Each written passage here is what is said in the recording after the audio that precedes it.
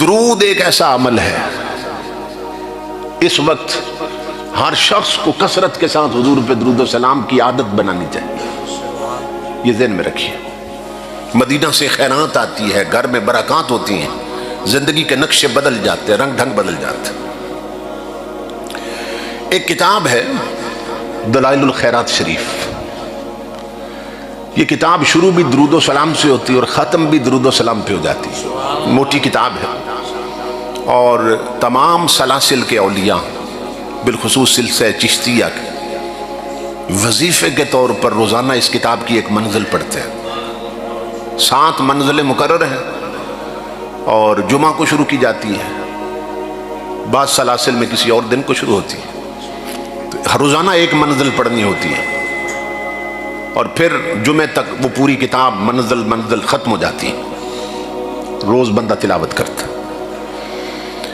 تو یہ کتاب جنہوں نے لکھی ہے وہ بہت بڑے ولی بھی تھے اور بہت بڑے عالم بھی تھے. حضرت شیخ محمد بن سلیمان الجزولی رحمۃ اللہ تعالی علیہ. ان سے کسی نے پوچھا آپ کو یہ کتاب لکھنے کا خیال کیسے آیا؟ بڑے غور سے سننا.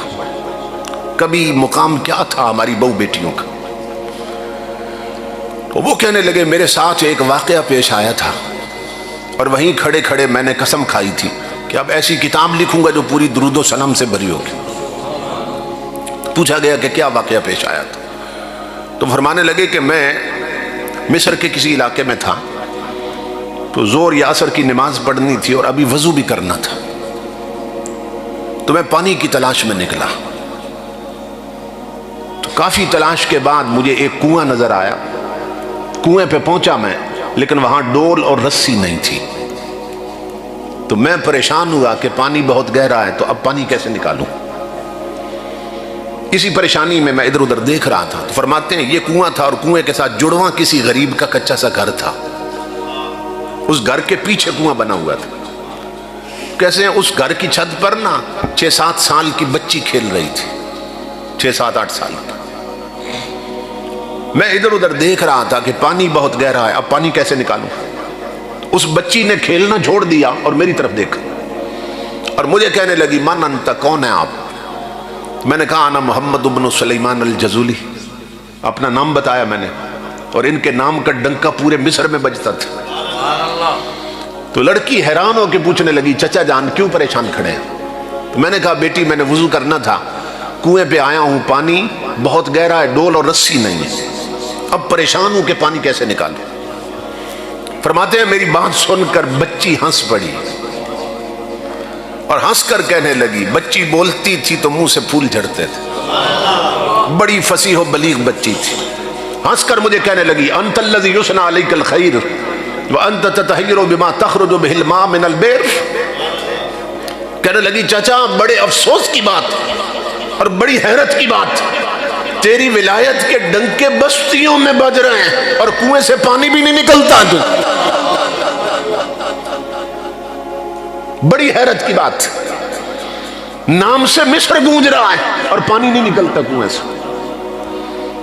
وہ فرماتے ہیں میں سمجھا کہ بچی نے میری بات نہیں سمجھی. میں نے اسے کہا میرے بیٹا میں نے تجھے بتایا ہے پانی بہت گہرا ہے، ڈول بھی نہیں ہے، رسی بھی نہیں ہے، تو ڈول اور رسی کے بغیر پانی کیسے نکالوں. فرماتے ہیں بچی چھت سے نیچے نہیں اتری، اوپر سے جھک گئی کنویں کی طرف. جھک کر مجھے کہنے لگی چچا میں بتاتی ہوں پانی کیسے نکالنا ہے. کہتے ہیں اللہ کی عزت کی قسم اس بچی نے کنویں میں تھوک دیا، تھوک پھینکی کنویں میں. کہتے ہیں لوگوں میں اندازہ نہ کر سکا کہ بچی کا تھوک نیچے پہلے پہنچا ہے یا پانی اچھل کے پہلے باہر نکلا ہے.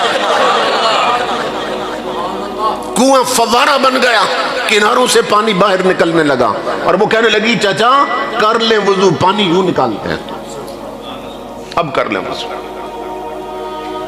فرماتے ہیں پانی کناروں سے باہر جا رہا تھا، مجھے تو وضو بھول گیا.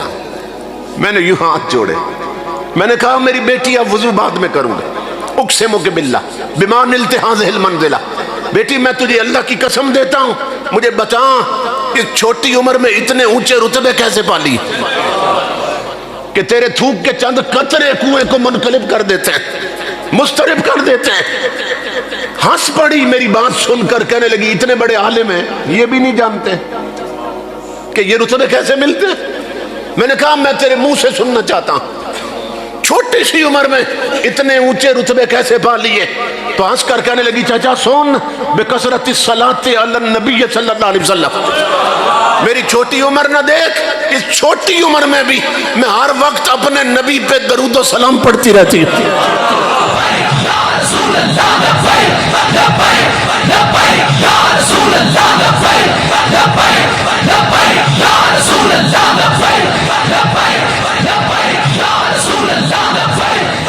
چچا میں سہیلیوں میں کھیلتی ہوں تو اپنے نبی پہ درود پڑھتی رہتی ہوں، میں کھانا بھی کھاؤں تو نبی پہ درود پڑھتی رہتی ہوں، اور چچا جو زبان ہر وقت مصطفیٰ پہ درود پڑھتی رہے اس میں یہ تاثیریں آ ہی جاتی ہیں۔ اب کر لے وضو۔ کہتے ہیں میں حیران ہو گیا اس بچی کی عمر دیکھ کر اور یہ کرامت دیکھ کر۔ فرماتے ہیں میں جب پانی کی طرف جھکا تو بچی نے مجھے آواز دی، چچا جانتے ہیں وہ کون ہے کہ جن پر درود پڑھ کے یہ رتبے ملتے ہیں؟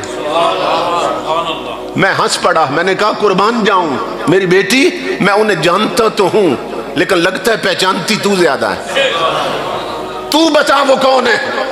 کہتے ہیں بچی بولتی تھی تو پھول جڑتے تھے، پھر کہنے لگی چچا بتاؤں وہ کون ہے؟ میں نے کہا کون؟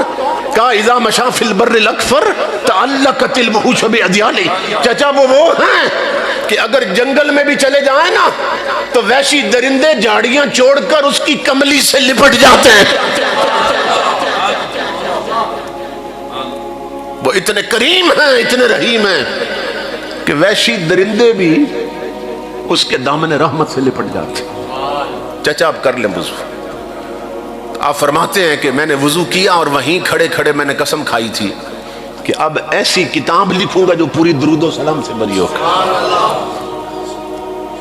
سرگودا کے علاقہ میں خطاب کر رہا تھا تو ایک بزرگ نہ رو رہے تھے بچی کے اس واقعہ پہ، تو بعد میں مجھے ملے تو فرمانے لگے کہ بیٹا آپ اس بچی کی بات کر رہے تھے، میں یہ سوچ کے رو رہا تھا کہ اس کی ماں کیسی ہوگی کہ جن کے گھر کی 6-7 سال کی بچی کا مقام یہ ہے، اس کی ماں کا رتبہ کیا ہوگا؟ اس لیے کہ یہ رنگ ماں سے چڑھتے ہیں بچیوں سے، یہ باپ سے اولاد پہ رنگ چڑھتے ہیں، اور اگر باپ بازاروں میں آوارہ گردی کرے اور مائیں گھروں میں انڈیا کی فلمیں دیکھیں تو پیدا ہونے والے بچے سلمان تاثیر بنتے ہیں، سلمان رشدی بنتے ہیں، اور اگر مائیں تہجد گزار ہوں اور باپ مسجدوں کی زینت بنے رہے تو پیدا ہونے والے بچے کوئی میر علی شاہ بنتا ہے، کوئی خادم حسین رضوی بنتا ہے۔